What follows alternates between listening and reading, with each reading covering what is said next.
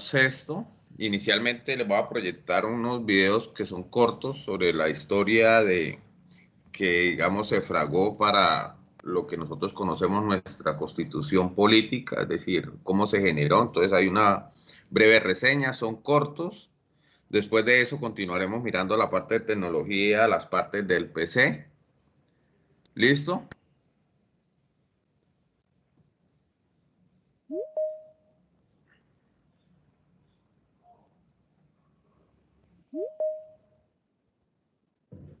Durante 200 años nos hemos repetido la historia de un florero, un grito, una batalla en un puente, un libertador y muchos próceres.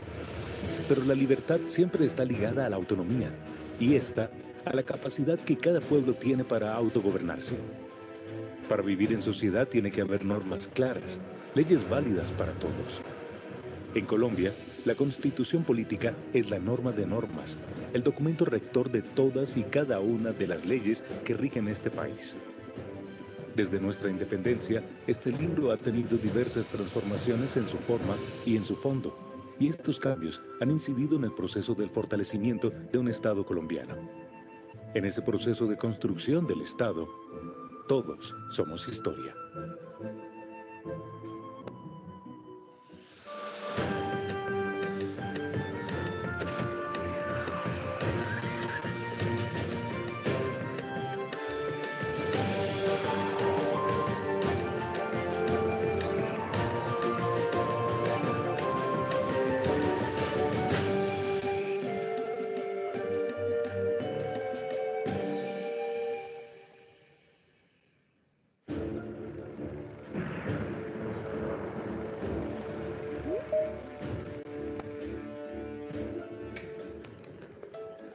Bienvenidos a su empresa Bicentenario. Bueno, ¿cómo te llamas? Mucho gusto, Pola Policarpa. Paula Policarpa. ¿Y tú? Mucho gusto, Francisco de Paula. Bueno, les voy a contar en qué consiste este trabajo. Claro que sí. Nosotros tenemos jornadas de 16 horas diarias. Ah, pero qué bien. Ustedes verán qué hacen con las otras horas que le quedan del día, pero tienen que estar puntuales, puntuales. Bueno, estoy necesitando es un hombre. Si de pronto necesito una mujer, te voy a pagar. Hombre, hola. No, pero te pago de todas maneras menos del salario mínimo porque de pronto quedas embarazada, entonces me va a tocar pagarte todos esos días de incapacidad. Es que no traje hoja de vida. ¿Ah, no? No, se me quedó en mi casa, pero... Ah, bueno, no, tranquila. Entonces para eso tenemos el trabajo para ti. ¿Cómo estamos los de las vacaciones? No, de las vacaciones yo no te pago absolutamente nada porque no tenemos. ¿Y el sueldo? No, el sueldo es menos del salario mínimo. Eso sí, tú te pagas las prestaciones, la seguridad social, todas esas cositas de los trabajadores. ¿Y en qué parte de la ley dice todo eso que usted me está diciendo? No, aquí no las inventamos. ¿Qué sería de un país sin leyes? Desde que Colombia se declaró libre de España, comenzó el primer ejercicio constitucional, producto del Congreso de Angostura en 1819. Esta primera constitución aprobó la ley fundamental de la República de Colombia, nuestra primera verdadera constitución, que fue firmada 3 años más tarde por el entonces presidente Simón Bolívar. Hay que reconocer que las primeras constituciones, y entre ellas pues 1821, que es un buen marco de referencia, se nutren de las ideas de la Revolución Americana y de la Revolución Francesa. Es decir, hay una ruptura en Europa que implica decirle no al absolutismo, a eso de que había un monarca que tenía todos los poderes, que era el que decidía la justicia, decidía sobre la propiedad y sobre la vida de la gente sin ningún control. Eso cambia y cambia a partir de la Declaración de los Derechos del Hombre, dijéramos que es una de las esencias de la Revolución Francesa. En la Constitución de 1821 se habló de una nación colombiana para siempre, irrevocablemente libre e independiente de la monarquía española y de cualquier otra potencia o dominación extranjera, que no es ni será nunca patrimonio de ninguna familia ni persona. Desde ese momento, tuvimos la claridad de la construcción de un Estado con 3 poderes independientes y autónomos: el Ejecutivo, el Legislativo y el Judicial.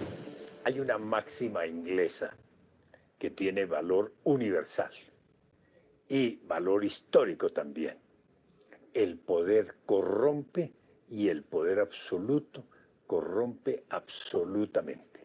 Entonces, por eso se ha buscado fraccionar el poder, seccionarlo, diciendo, una es la autoridad que expide la ley, otra es la autoridad que ejecuta esa norma y otra es la autoridad que juzga a los ciudadanos en el caso de que violen la ley.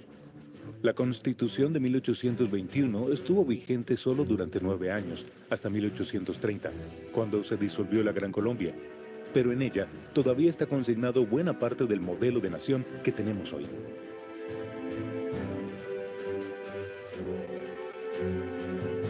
¡Sindicato! No, más pirámides. Muchachos, ¿ustedes qué están haciendo? ¡Sindicato! No, es que ustedes aquí en la empresa no pueden hacer sindicato. ¿Qué? ¿Cómo así? ¿Y ¿Por qué qué? por qué? Porque es que ustedes no votaron por el candidato del jefe, ustedes votaron fue por la oposición, entonces ustedes no tienen derecho acá. Pues qué pena, pero yo tengo derecho a ejercer mis mecanismos de participación como ciudadana. Pero vea, yo aquí los tengo en la lista negra, vea. Policarpa, vea. Francisco y Paula. Ah, ¿sí vio? Entonces, ¿qué vamos, o sea, qué va a pasar con nosotros? Ah, yo no sé qué va a pasar con usted, vea. ¡Pum! Fuera de la empresa. Yo sigo aquí porque yo soy asistente de gerencia. Ah, Entre 1830 y 1863 hubo diferentes ejercicios constitucionales en los que se evidenció la inestabilidad del Estado. Durante el siglo XIX tuvimos muchas guerras civiles, o sea, guerras entre nosotros mismos. Y el que ganaba decía, esta es la Constitución, o sea, aquí el que mando soy yo y yo dicto esta Constitución y todos tienen que obedecerla. Era como, dijéramos, la cristalización del triunfo de una guerra. En 1863 se firmó en Río Negro la Constitución de los Estados Federados, que todavía se considera el ejercicio constitucional más progresista que ha tenido Colombia. Esta carta se caracterizó por la gran apertura de orden económico, político y social, orientada a la construcción de un Estado federal que formaban una nación libre, soberana e independiente, denominada Estados Unidos de Colombia. El gran tema en ese entonces, y lo traigo a cuento porque es un tema que todavía está sobre el tapete, es el tema territorial. Cómo gobernar y administrar el territorio nacional, cómo es el reparto del poder entre las autoridades nacionales y las autoridades territoriales, seccionales o locales. Uno de los grandes temas fue la división entre centralistas y federalistas. Y entonces ganaban unos, perdían los otros y automáticamente cambiaban la Constitución. Esta constitución fue la cristalización del proyecto liberal, el cual pretendía remodelar el Estado para hacerlo no solo federal, sino además laico, libertario y librecambista. Pero al mismo tiempo le planteó al país más problemas de los que le pudo resolver, pues se trazaron metas ambiciosas e inalcanzables para la Colombia de mediados del siglo XIX.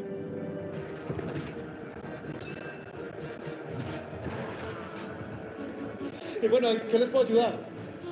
Es que mira, venimos desplazados de nuestro pueblo, de nuestra casa, de nuestro trabajo y tenemos 5 muchachitos en casa esperándonos. Ah, ¿los sacaron de todo lado? Todo lado. ¿Cuántas veces se han desplazado ustedes?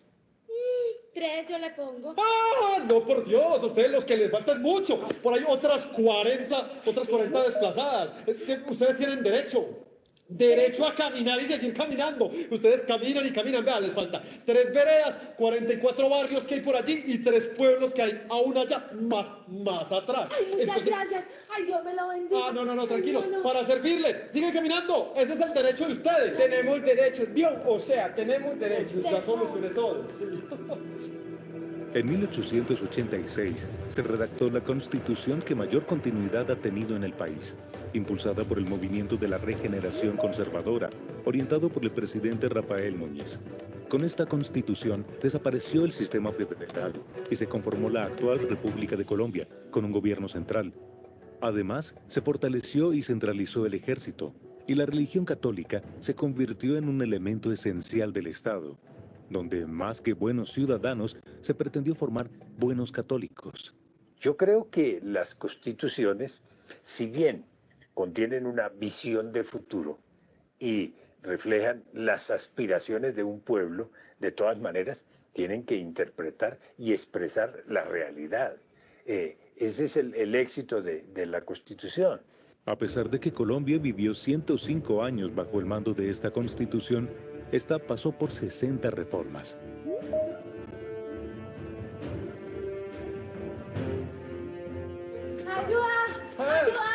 help, o sea, help. Alto ahí. A ver, debo seguir un orden del Hospital Católico y Apostólico Santa Ana. A ver, cédula. Ay, es que nos robaron. Sí, le robaron. Entonces, ¿yo cómo voy a saber que usted sí de verdad se me dice el número? No. Yo no sé si usted se me está inventando un número. Usted puede inventárselo. Pero bueno, sigamos a ver. ¿Tienen seguridad social o SISBEN? No. ¿No? Entonces, ¿quién va a responder por sus gastos? O sea, pero míralo cómo ayúdenos, por está, favor, saque de fuera, No, ayúdalo. no se puede. Vamos a ver. ¿Qué religión son? Pues yo creo en Budas Todopoderoso. No, ya le dije que es el Hospital Católico y Apostólico Santa Ana. ¡Ayúdalo! Muchacho, no me toque así. Yo no le jalo a eso, yo soy todo un varón. Es que esta gente pues lo va confundiendo a Pero es que uno. no, que estás desmayando. No. Yo soy metrosexual, pero no le jalo pues a todo eso. Además, la norma del hospital dice que debo atender en orden de llegada. Hay 1.350 personas antes. Coja el bichito y yo los atiendo con mucho gusto. Sí. Sí. Ah, señor, entonces esa es la fila. Sí, esa es la fila, Gracias. Estamos para servirle siempre. Bueno. Ay, no, a mí me encanta servirle a la gente. En 1990, un grupo de estudiantes universitarios logró hacer un cambio constitucional con la Asamblea Nacional Constituyente, de donde resultó la Constitución de 1991, que es la que actualmente nos rige a los colombianos. Por primera vez en nuestro país nació una constitución producto de un ejercicio democrático y participativo, donde 70 ciudadanos se pusieron de acuerdo para escribir una carta magna acorde con las necesidades del país. Y dijéramos, una de las razones de la importancia histórica de la Constitución del 91 es que fue una Constitución hecha, uno nunca puede decir que por todas las corrientes o todas las formas de pensamiento o los partidos, pero sí casi todos. Y esa Constituyente trabajó más que todo por consenso. Esa es la razón por la cual esa Constitución despertó tanta ilusión, porque realmente fue como un pacto de paz. De bueno, los colombianos por fin nos hemos puesto de acuerdo en unas reglas.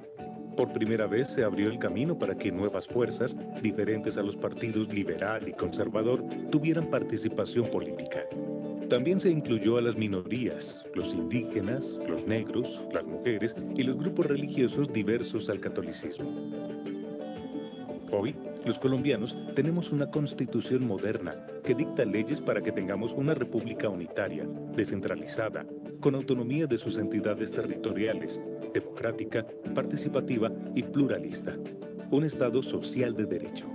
Cuando se habla de Estado social de derecho, se está diciendo que la función del Estado debe tener como prioridad la atención de los problemas sociales, la educación, la salud, la cultura, la seguridad social, la protección a los sectores sociales vulnerables, la infancia, la tercera edad, en fin, se está diciendo que lo social es prioritario dentro de la vida del Estado. A 200 años de nuestra independencia y de habernos repetido incansablemente la historia de un florero, un grito, una batalla en un puente, un libertador y muchos próceres, la mayoría de los colombianos no conocemos, no cumplimos ni exigimos que se cumplan nuestros derechos y deberes. Esa es también nuestra responsabilidad como ciudadanos.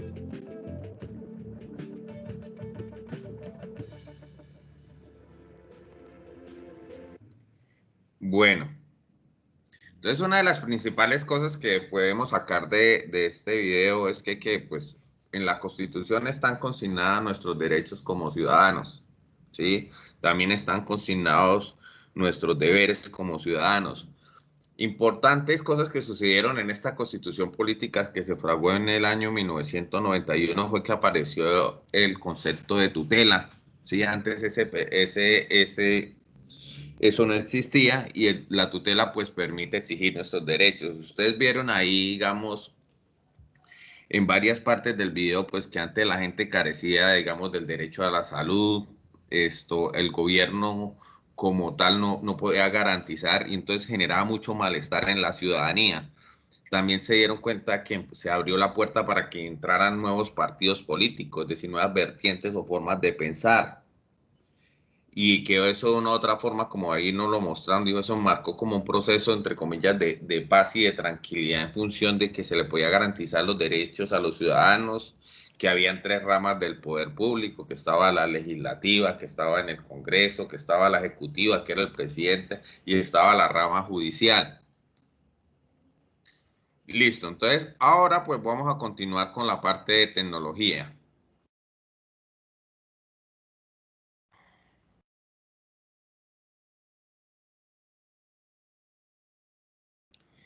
En la parte de tecnología estamos en la presentación del hardware y el software.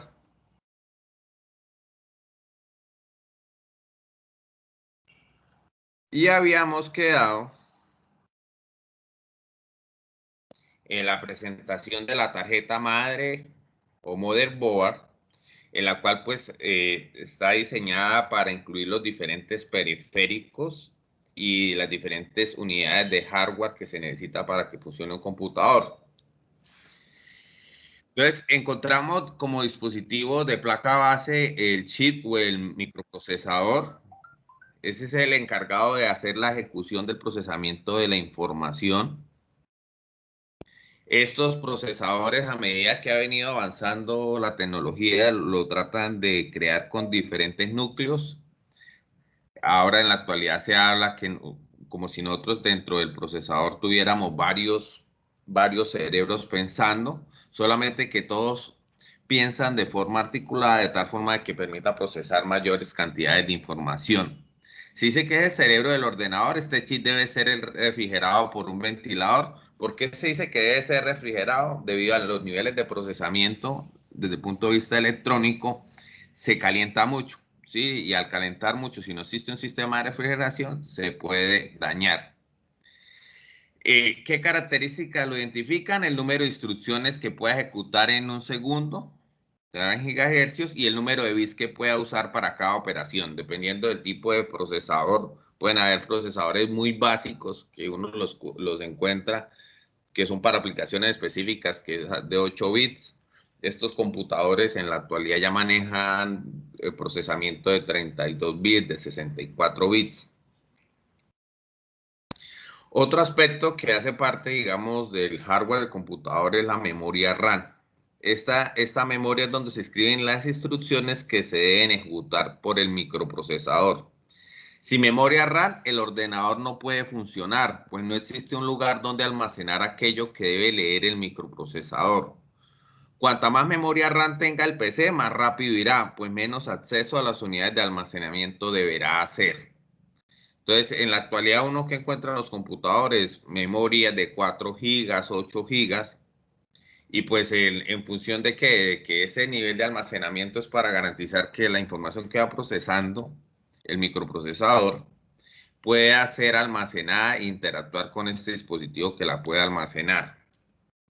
También existen ranuras de expansión. Estas ranuras de expansión es que, digamos, si yo le quiero meter a mi computador una tarjeta de video para trabajar muy bien la parte de los videojuegos. Si yo le quiero meter a mi computador una tarjeta de televisión. ¿Para qué? Para utilizar mi computador para ver televisión. Que si quiero incluirle de pronto una tarjeta de sonido para manejar cinema en casa, pues se lo puedo incluir. También ahí puedo incluirle periféricos de red.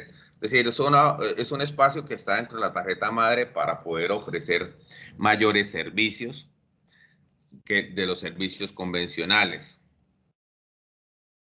Este es un chip que está alojado dentro de la tarjeta madre que se llama el chip BIOS. Es un chip alojado en la placa base que almacena las instrucciones que inician el ordenador antes de que el sistema operativo tome el control del mismo. Entonces, este chip, todos los dispositivos de computadores lo tienen. Ese es lo que hace, es decir, la primera interfaz de interacción entre el hardware y el software que cuando se arranca un computador. El sistema también maneja una pila. Esa pila lo que busca es mantener, digamos, sincronizado el reloj que se tiene configurado dentro de la BIOS, de tal forma de que si usted apaga el computador y lo vuelve a encender, no aparezca, digamos, otra hora, dado que el computador estuvo apagado. Entonces, por eso es lo que permite que usted haya desconectado el computador una semana y lo conecta y él le muestra la hora que es. Ese sistema de almacenamiento de energía es el que soporta, digamos, que se pueda guardar esa información y se mantenga en el tiempo. Alimenta un reloj interno de la placa base que proporciona la hora, fecha y tiempo real. De esta manera, aunque el PC se haya desconectado de la red eléctrica, el reloj sigue funcionando. También existen otros tipos de conectores. Estos conectores pues permiten interactuar con los otros periféricos del hardware. En este caso, pues si usted tiene una tarjeta de CD o lectora de DVD, pues ahí tiene los zócalos donde se puede conectar. Se llaman conectores ID, ATA o SATA. También uno encuentra, hay dos ejemplos de conectores ID SATA, pues esos son buses de datos para hacer interacción entre la información que puede ir sacando de la unidad de CD y puede ser llevada a un disco duro o puede ser llevada a la memoria para después poderla visualizar en el monitor. También maneja puertos de entrada. Algunos puertos de entrada son para teclado o ratón, como lo que ustedes están viendo ahí en la parte izquierda. En la actualidad muchos de los computadores traen ya esos puertos en modo USB, pero también uno en el mercado encuentra ese tipo de periféricos y puertos.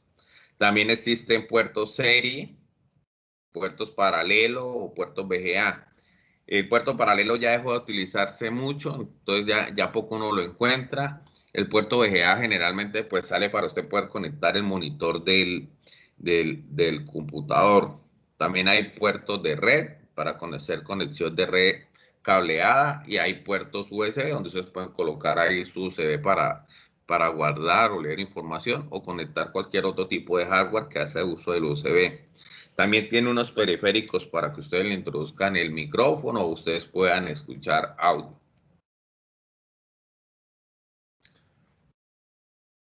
Aquí hay un ejemplo, digamos, de las unidades de almacenamiento. En la parte de arriba tenemos el disco duro. Estos discos duros, pues en la actualidad existen los que trabajan de forma mecánica o los que trabajan, se llaman los discos de estado sólido. También ustedes pueden mirar los sistemas de almacenamiento, las memorias, la USB y los CDs y los DVDs. La parte de lo que es las memorias y los CDs y DVDs, eso ha tendido a desaparecer y mucho del almacenamiento se está tornando en la nube. Es decir, ustedes tienen un espacio virtual donde ustedes pueden almacenar la información. Estos discos mecánicos que están en la parte de arriba están pasando a discos de estado sólido en función que los discos de estado sólidos son más durables en el tiempo y están ofreciendo mayores prestaciones para los ordenadores. Lo otro que aparte del hardware es el software. El software, pues, ¿cómo lo podemos visualizar? En los sistemas operativos, en las aplicaciones que pueda tener, digamos, si tengo la suite de Office, lo que es Microsoft Word, PowerPoint, Paint, herramientas de navegador, Internet Explorer, Chrome, Mozilla Firefox, software para editar audio, software para editar video, software para ver películas. Es decir, ahí sí aparece una infinidad de aplicaciones que utilizan las características del hardware para hacer algunas funciones específicas. También hay software que ayuda a volver un computador un servidor. En el caso del sistema operativo, ¿qué es lo que busca? Gestionar digamos, la interfaz entre el software y el hardware del equipo. Con respecto a los sistemas operativos, el más utilizado es el de Windows, ¿sí? Pero cuando uno de pronto sale un poquito más, pues se da cuenta que también hay gente que le gusta trabajar mucho en Linux. Linux es gratuito, usted lo puede descargar el sistema operativo e instalarlo en su computador. También de pronto los que han tenido computador en algún momento Mac o lo han escuchado, el computador de la manzanilla, pues allá también tiene su sistema operativo llamado OS. En el mercado, los sistemas Linux han ganado, digamos, gran espacio para diferentes aplicaciones y por ser robusto en la parte de seguridad, pues muchos de los servidores donde uno accede a información, están sobre esto del sistema operativo. También que permite, digamos, el uso del software, instalar los drivers para que el hardware pueda funcionar con el hardware adicional externo que conectemos, pueda funcionar con el hardware del computador interno. Entonces, si de pronto yo compré un mouse óptico nuevo, entonces él va a buscar los drivers para poder soportar el funcionamiento de ese mouse. Si yo le compro un teclado nuevo, pues esos teclados nuevos, pues necesitas tener unos drivers para ser identificados del sistema operativo. Si utilizo, digamos, unos dispositivos de robótica, pues necesitaré tener, digamos, los drivers para que funcione este hardware dentro de este sistema operativo. Listo. Entonces, ahora les voy a pasar, digamos, unos videos, son corticos, sobre de pronto como una visión más de dibujitos de las partes del hardware de un computador. ¿Listo?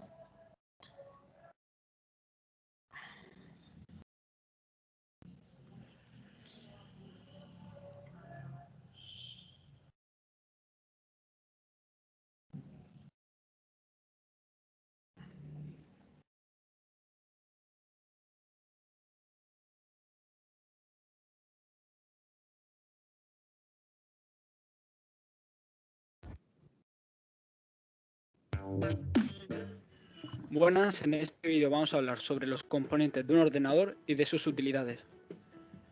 Quiero aclarar que este vídeo es un vídeo general, es decir, no voy a adentrarme mucho en los temas, ya que si no la duración de este sería muy elevada. La idea general de la placa base es que es una estructura en la cual están conectadas todas las partes del ordenador, es decir, vamos a poder encontrar conectados los discos duros, las tarjetas gráficas, las tarjetas de vídeo, las luces, los ventiladores, los procesadores, es decir, va a estar todo conectado. Por lo tanto, podríamos resumir su utilidad en mantener conectadas todas las partes del ordenador.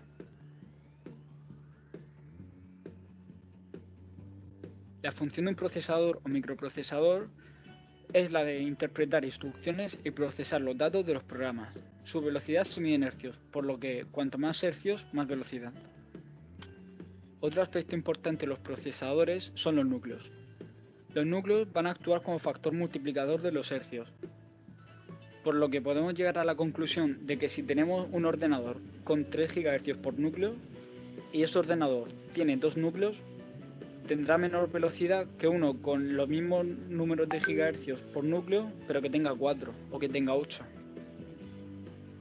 El microprocesador va a estar siempre situado en el zócalo de la placa base, una estructura en la cual se inserta el procesador. La memoria RAM o Random Access Memory, lo que se traduciría como memoria de acceso aleatorio, es la memoria en la que el ordenador guarda los datos que se están utilizando en el momento presente, o sea, justo en ese mismo momento.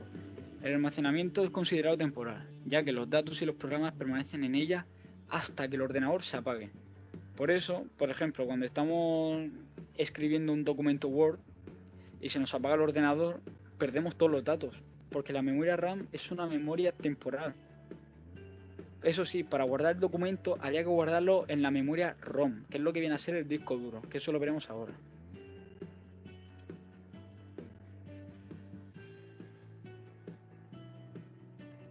Los discos duros se caracterizan por poder almacenar una gran cantidad de información.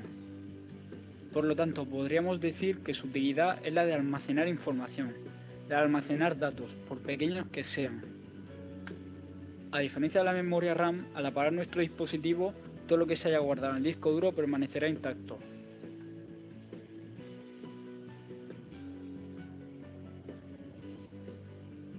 La unidad óptica o lectores de CD y DVD se encargan de, mediante un láser, leer y grabar archivos en forma de disco.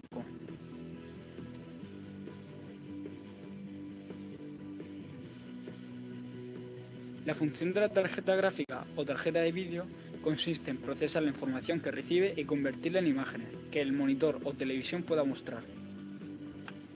Podríamos resumir las tarjetas gráficas de dos tipos. Las tarjetas gráficas integradas, es decir, vienen con el procesador, aunque estas no sean de muy buena calidad. En el otro bloque podríamos denominarlas coloquialmente como tarjetas gráficas aparte. Estas tarjetas normalmente son de mayor calidad y no están integradas en el procesador.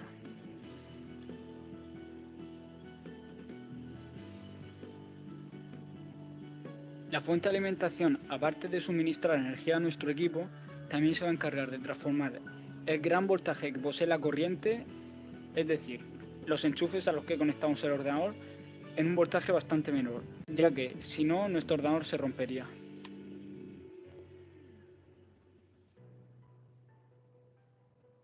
La caja o gabinete de un ordenador se va a encargar de proteger a este. También nos proporcionará los USB de la parte delantera de la caja y también nos proporcionará los conectores, como los de micrófono o altavoz.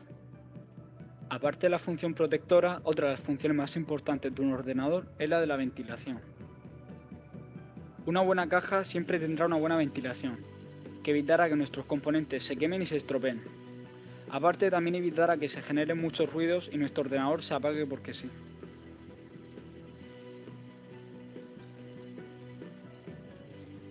El proceso de ventilación de un ordenador se puede resumir en 3 fases. Primero, entra el aire frío por delante de la caja, que está señalada en color azul. Después, los distintos componentes como la fuente de alimentación, la tarjeta gráfica, el procesador, que está señalada en lila, generan calor. Ese calor más tarde se va a expulsar por la parte de atrás de la caja, que está señalada en color rojo. Entonces, al entrar aire frío y al expulsar aire caliente, va a haber un flujo continuo de aire fresco, el cual va a enfriar el ordenador, por lo que no se va a quemar ningún componente ni se va a estropear. Gracias por ver el vídeo. Si me podéis dejar un like lo agradecería.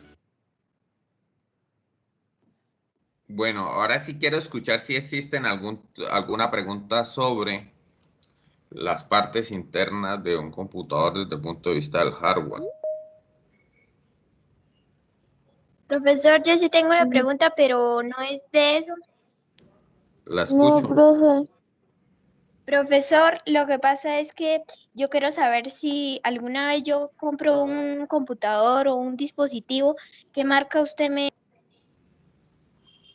Ah, bueno, eso sí, de eso sí les puedo dar algo de mi experiencia. No compren, o compren Lenovo o compren Acer, no vayan a comprar Hewlett Packard, porque ya he tenido la experiencia en 5 años, ya he tenido Hewlett Packard y los dos se me han dañado. Entonces son inversiones grandes y pues uno espera que al menos le dure más de 5, 6, 7 años y me resultaron durando como cada uno como 2 años y algo. Sí, entonces enfocarse en Acer y en Lenovo, que he escuchado de personas que ya llevan muchos años con el computador y con muy buena funcionalidad. Muchas gracias, profesor. Vale. Profe, Lenovo. Señor. Yo tengo un Lenovo y me ha durado mucho. Ah, bueno, por ahí ya otra que nos queda esperando. Listo, entonces ahí en la guía pues estaban las partes, pues tanto la parte, digamos, de los periféricos externos como el monitor, el mouse, el teclado, pero también estaban los periféricos internos de hardware, la motherboard, la memoria RAM, el procesador, el disco duro, el socket para interfaces de tarjetas de video, de audio, tarjeta gráfica.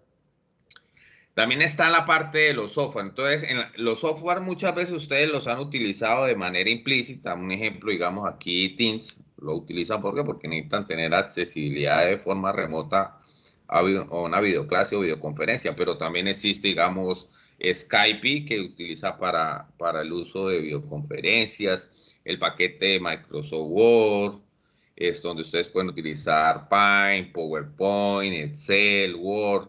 También existen lo que son los navegadores, como está Mozilla, Opera, Chrome. También de pronto pueden, digamos, utilizar servicios del sistema operativo. También pueden utilizar la parte del manejo de correo electrónico. Entonces, también yo les había mostrado aquí dentro de la guía una pequeña, digamos, parte exploratoria de lo que era la definición de Internet. ¿Sí? Aquí les había dicho que a esto, de una manera breve, que hubo un proyecto que se llamó ARPANET, que fragó lo que se conoce hoy como el Internet o la red de redes, que era cómo conectar diferentes tipos de dispositivos que estuvieran geográficamente situados en diferentes partes del mundo y entre ellos se pudieran comunicar. Oficialmente, pues aparece también concepto como llamado protocolo, ¿sí? Y los protocolos, ¿a qué me refiero? Es decir, algo debe estandarizar para permitir que exista la comunicación entre unos dispositivos de red con otros.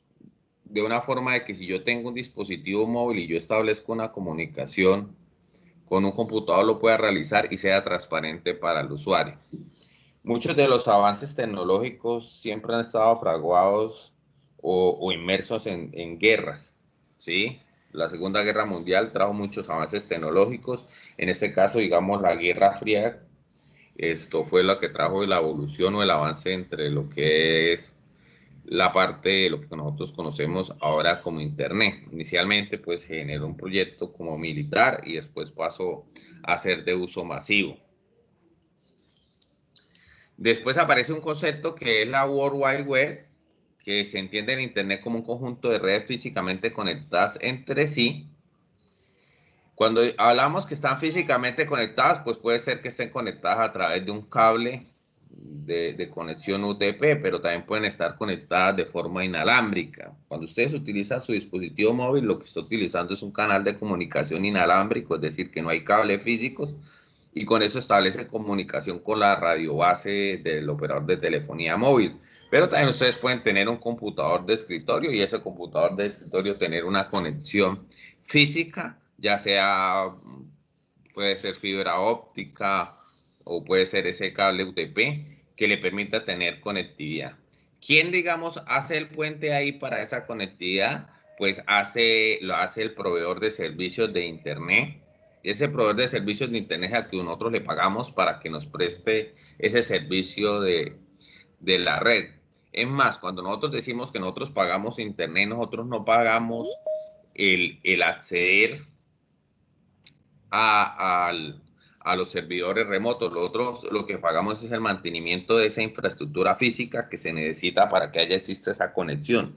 Cuando ustedes le pagan digamos, si tienen un plan de celular, le pagan al operador, ustedes le pagan al operador por mantener el funcionamiento de la red de telefonía móvil, ¿sí? Que eso implica que tengan troncales para poderse comunicar entre las diferentes estaciones base y que también se pueda conectar con los proveedores de servicio a nivel mundial para ustedes de pronto acceder a una página web de un servidor que está alojado en los Estados Unidos o está en Europa o está en Asia.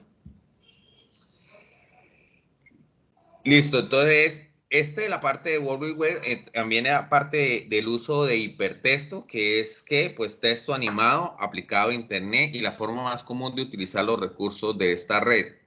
Generalmente nosotros, ¿cómo podemos acceder por ella? Pues cuando accedemos a nuestro navegador, nosotros lo que estamos accediendo es a partir del navegador a una página que está alojada en un servidor remoto. Dice que si antes era complicado usar Internet por el uso continuo de comandos e instrucciones complicadas, ahora todo se puede realizar automáticamente a través de menús, haciendo el computador todo el trabajo duro.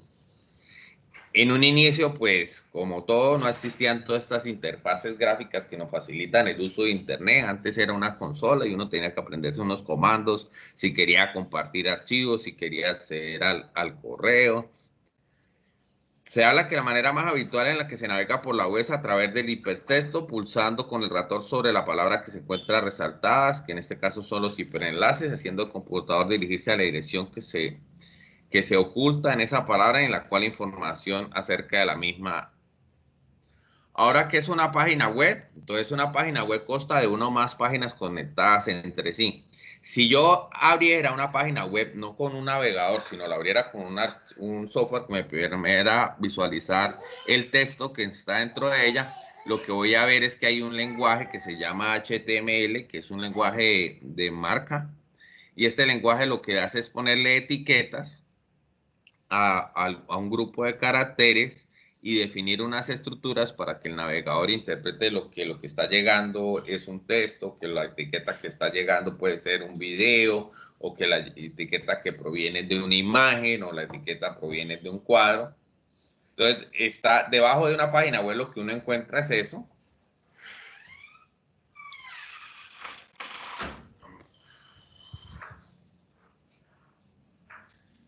También se dice que el archivo de texto se almacena en un servidor web a que le pueden acceder otras computadoras conectadas vía internet.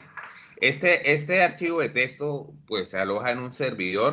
Este servidor pues, ¿para qué sirve? Haga cuenta que es como un computador mucho más grande porque tiene mayores prestaciones y lo que permite, digamos, que si yo quisiera hacer una página de noticias aquí en Bucaramanga, ustedes también pueden acceder a esa misma página de noticias en California. ¿Por qué? Porque ustedes acceden al servidor. El servidor puede estar ubicado en Bogotá, puede estar ubicado en Miami o en cualquier lugar del mundo.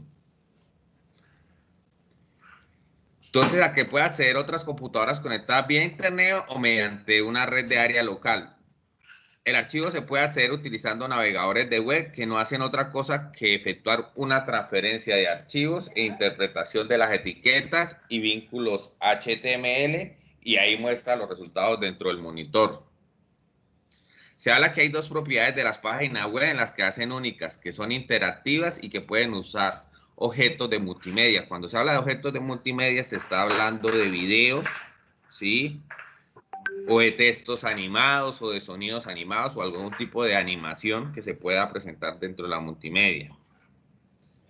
Dice que cuando esos mismos tipos de archivos se distribuyen por internet o una LAN, se puede utilizar el término llamado hipermedia para describirlos gracias a lo que conoce a la World Wide Web o ese www. El otro concepto que hay también inmerso es la dirección URL, que es las palabritas que ustedes colocan en la parte de arriba del navegador para acceder. Un ejemplo, si quieren acceder a la página de La Vanguardia, que es el periódico aquí del departamento, que ustedes quieren www.vanguardia.com. Si ustedes quieren acceder al correo electrónico, ustedes hacen www.gmail.com o hotmail.com. Esa URL pues tiene una estrecha relación a los servicios que podemos encontrar en la World Wide Web. Entonces, ya con eso, yo creo que ya pueden definir de una forma clara qué es hardware externo, qué es hardware interno, qué es la definición de hardware, qué es un computador, 10 ejemplos de software. Señora. Profe, lo de rojo toca leerlo, copiarlo. Todo se lee. Yo les dije, lo único que me tienen que hacer es lo de verde. ¿Sí? Bueno, profe, lo gracias. De rojo y el video que les proyecté es para que me puedan contestar estas preguntas. ¿Sí? Entonces ya tiene, digamos, la línea base para hacerme la parte 1 y la parte 2. ¿Listo? Profe, señor. Se puede hacer a mano o en Word, donde más se le facilita. Profe. No tengo, profe. Profe. Señor. Yo ya lo tengo listo.